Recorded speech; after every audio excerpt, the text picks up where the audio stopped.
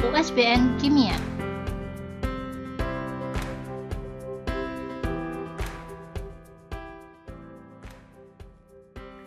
Nomor 26. Diketahui reaksi asam basa sebagai berikut.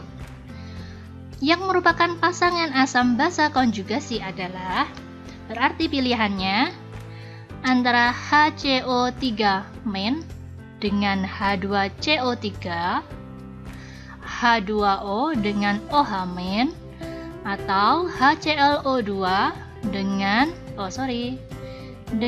ClO2 min, terus H2O dengan H3O+. Kita lihat, HCO3 min dengan H2O, no. HCO3 dengan OH min, no. H3O, Cl2, no. Ini juga no. Berarti jawabannya yang E. Gampang banget ya. Nomor 27, berikut ini campuran dan sifat larutan campuran yang tepat adalah, berarti kita harus melihatnya satu persatu. Yang pertama, ada 100 ml asam asetat 1M ditambahkan dengan 100 ml larutan H2SO4 1M.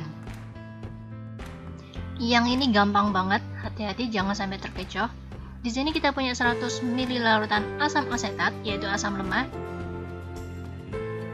dan 100 ml larutan H2SO4, yang artinya larutan ini, campuran ini hanya terdiri dari dua larutan asam, dua-duanya asam, yaitu asam lemah dan juga asam kuat, sehingga nanti sifat larutan dari campuran ini pasti asam.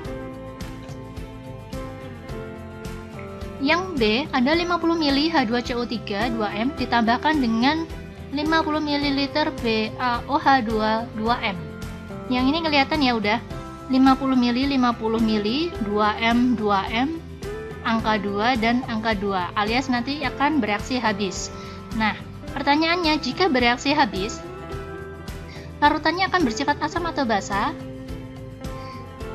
Kita lihat dari H2CO3 dengan BaOH 2 kali.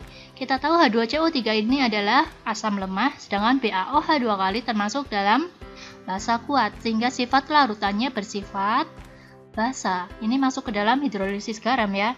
Ada 100 ml larutan NH4OH 2M ditambahkan dengan 100 ml larutan KOH 1M. Yang ini gampang banget, kita nggak perlu ngitung mengapa kita punya NH4OH, itu adalah basa, KOH juga basa. Otomatis di sini nanti harus basa.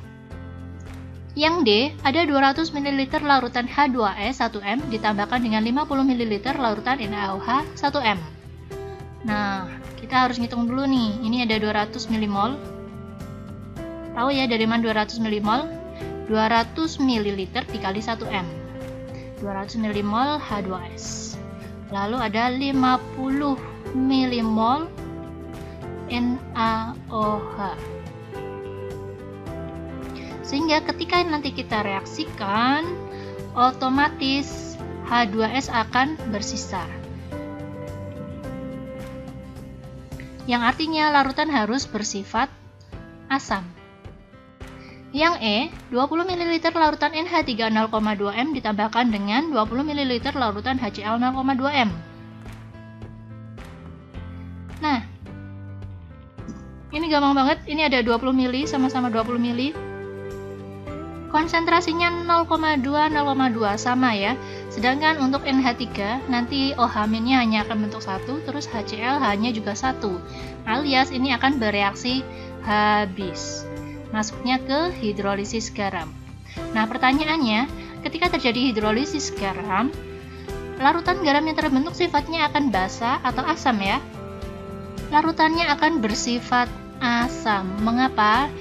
Di sini kita punya NH3 basa lemah bertemu dengan HCl asam kuat, sehingga nanti sifat larutan yang keluar adalah sifat yang kuat, yaitu di sini HCl, sifat asam. Nah, kita kembali ke pertanyaannya. Berikut ini campuran dan sifat larutan campuran yang tepat, berarti jawabannya adalah yang B.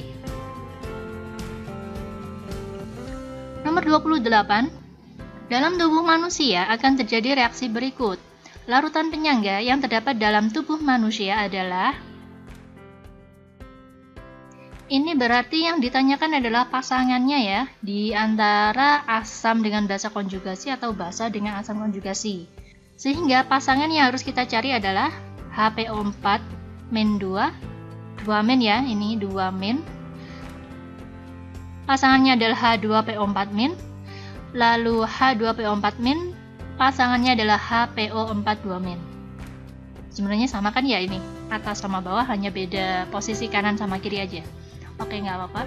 Kita coba yang satu, yang A, HPO4 min 2 atau 2 min. Ini 2 min ya, maaf 2 min semua.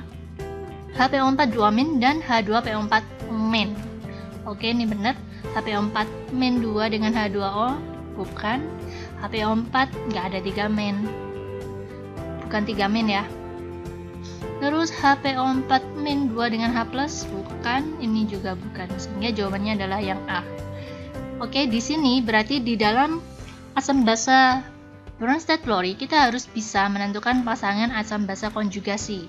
Dari tadi kita dapatnya asam basa konjugasi dari Bronsted-Lowry ya.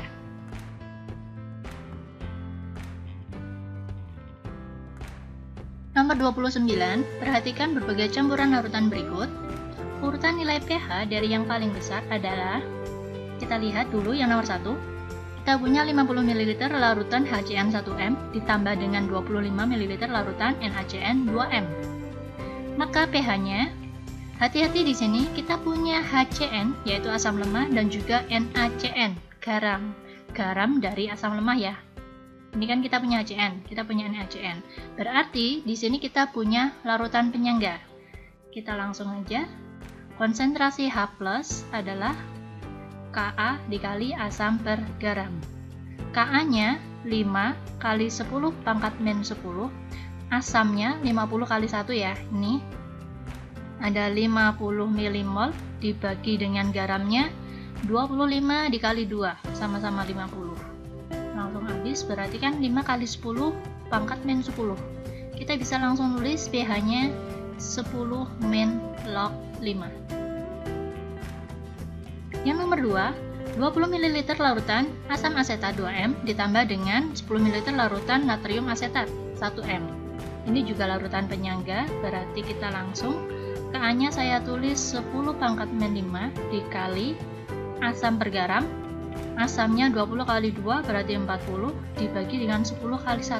Ini 10. Berarti 4 kali 10 pangkat min 5. pH sama dengan 5 min log 4.